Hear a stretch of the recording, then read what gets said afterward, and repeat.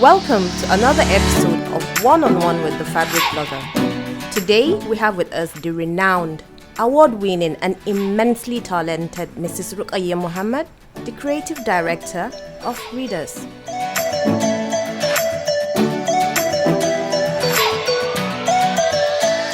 My name is Rukkaya Muhammad Suleiman, the creative director at Reedas Fashion House. I'm a wife, a mother of three. I'm from Kefi, Nasarawa State. This is me in a nutshell. I studied business administration and I do have an MBA as well, and eventually went back to learn this thing called fashion. I have this childhood memory of me walking up the stairs, and I had this very beautiful ball gown. I remember some lady very close to the family had given it to me, and there was this party taking place at home and everybody was dressed glamorously, and I felt really cool coming back home wearing that very beautiful ball gown. I couldn't have been more than 6 at the time or 7, but it's a memory that I've cherished for a while. I grew up in a household where there were parties here and there. My dad was a diplomat, so there had to be functions here and there. So for me, that was my first attachment to fashions. I started designing in 2007. Yeah. After giving birth to Reedas, you know how we all have these fabrics that we just keep buying and keeping and saving. But obviously I was pregnant, so I couldn't make my outfits. And I had this very good tailor back then in Lagos. I'd never seen her, she's never seen me, but we have managed to get things done that way. This very last batch just didn't work. I felt an apprentice was given my fabrics to work on, so when I got them back, I was a bit disappointed. So for me, I got into fashion based on a need. It was something that I loved, but I just needed to be able to do it for myself, you know.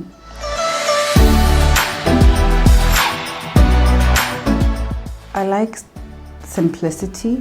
For me, it's very critical I like simple things. I like things that are timeless as well, so I can use over and over.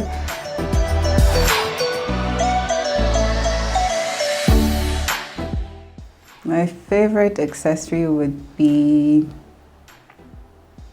I'll say it as my daughter would say it, mommy's shoe room.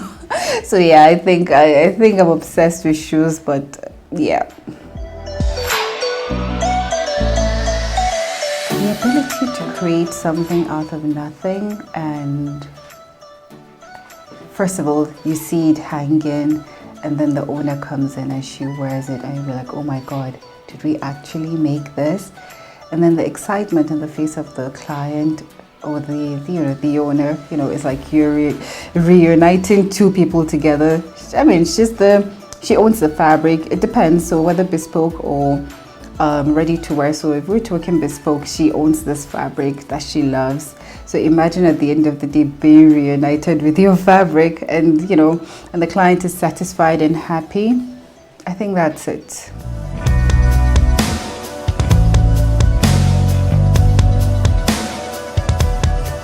Reedas is my third baby. I nurtured it from ground zero to where we are right now. I've always known exactly what I wanted to do with the brand, or where I see the brand heading towards, and I've never kind of lost sight of the reason why I went into fashion. I haven't. I always say I've never prayed for fame. No, I pray for relevance. I feel relevance is important, being relevant at every point in time. And so one thing we always we never take for granted in here our clients. But another thing is the quality of our work over the years has been the reason why we're still here.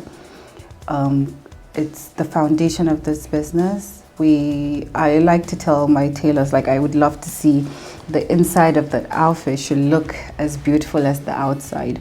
That is a motto in here for us. So Reedas is this baby of mine that is almost approaching 13 years in October. Yeah.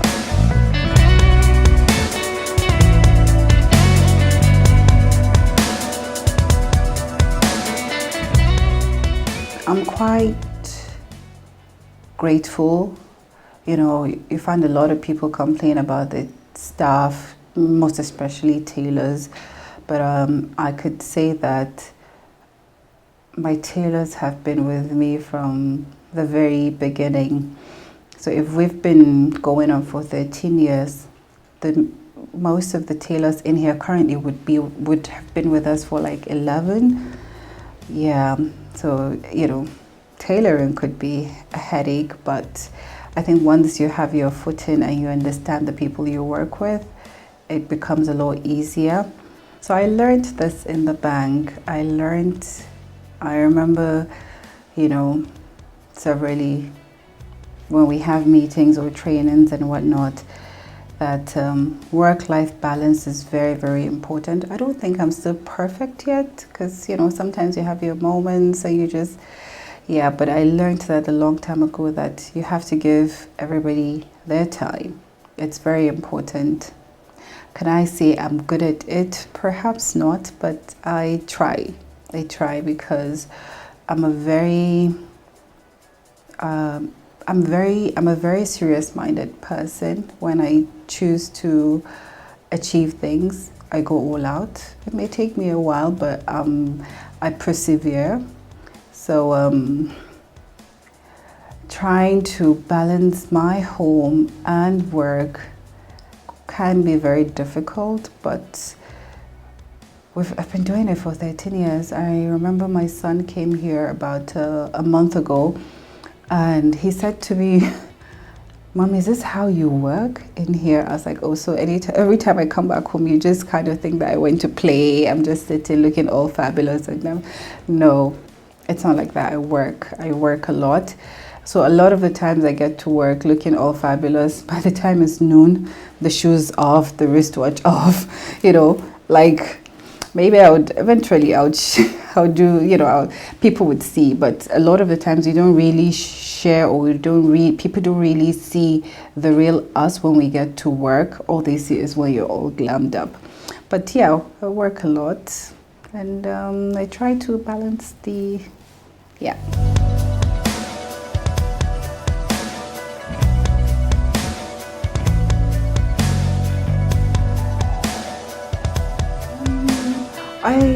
Amazing. I know quite a lot of them, and over the years as well, we've been able to be very cordial with each other, support each other as much as we can. And one thing I always say is, it's very difficult to expect one client to be loyal to you. It's not something I'm not looking forward to that, because I take myself as an example, and I know, oh, today I want Dior, tomorrow I want, you know, Nine West, although, so you want a variety of things, and it's okay for people to want a bit of Reedas, a bit of X, a bit of Y, and a bit of Z. I think that's what makes it whole. So I do try to maintain as much as I can a cordial relationship with most of the fashion designers that I personally know. Yes, I do that.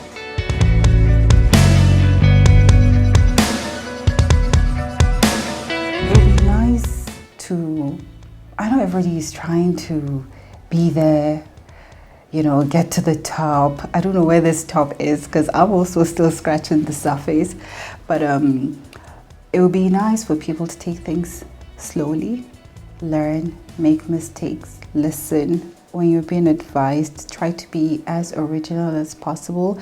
So I know people would say, well, there's nothing like being original. It's not bad to seek inspiration here and there. That's what they teach us that in fashion school, to seek inspiration. But yeah, they should try as much as possible to just not to be in a hurry, because I made a lot of mistakes, but those mistakes have shaped me as a person, has shaped Reedas as a business, So if you want to join us on this side of the table and do what we're doing, I mean, Nigeria has such a, the population is amazing. So that means there's this market for everyone, but just don't be too much in a hurry for fame. I've said it, I do not pray for fame, but I pray for relevance.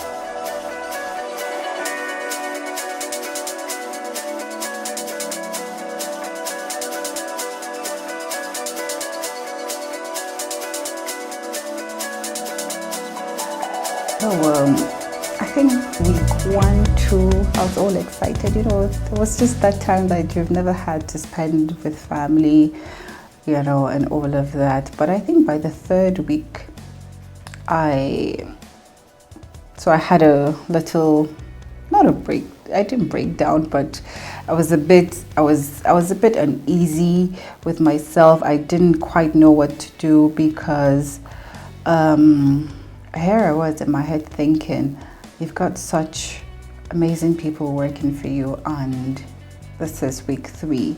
What is going to happen? How are you going to deal with all of this? So I remember speaking to a couple of people in the team and saying, you know what? There's always a way around something. We have to find a way to get this done. And so we started virtual consultations for, pick-up and drop-offs. There were no fittings at the time, so we had to make sure that there were little or no adjustments as much as we can. And if there were adjustments, we would just ask the client to send us a video of what it looked like, and then we would send the dispatch back to pick it up. And so in as much as there was a pandemic, I'm not sure it really affected Reedas as a business, because work never really stopped, because we instantly just went back to work virtually and would hold meetings with the different team members and just make sure everyone understood exactly what is expected of them. And yeah, that's what we've been doing until the lockdown was, there was a bit of ease and all of that, and back into work full force. Yeah.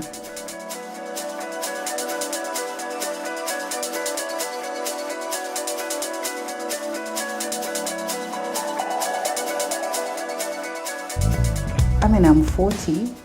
I don't think I would change anything, because every experience is a lesson, and like I said earlier, all of these experiences would have shaped one to be where I am today. So I don't have major regrets that I would say I want to change this, go back in time to change this. No, I'm looking forward. And I know, I'm not going to do some of those mistakes that I did in the past, but it doesn't mean that I'd want to change them. No, it has shaped me to become the woman that I am today.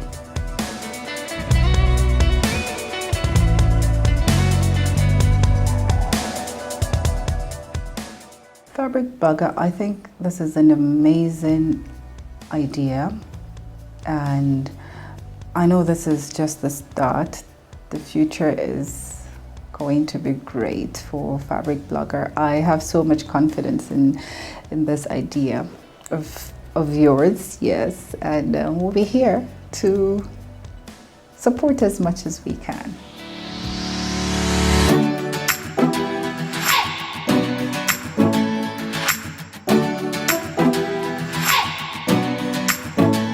Hope you enjoyed the show. Follow, like, and share us on all platforms at Fabric Blogger. We'll be bringing you more interesting episodes soon. Thank you very much.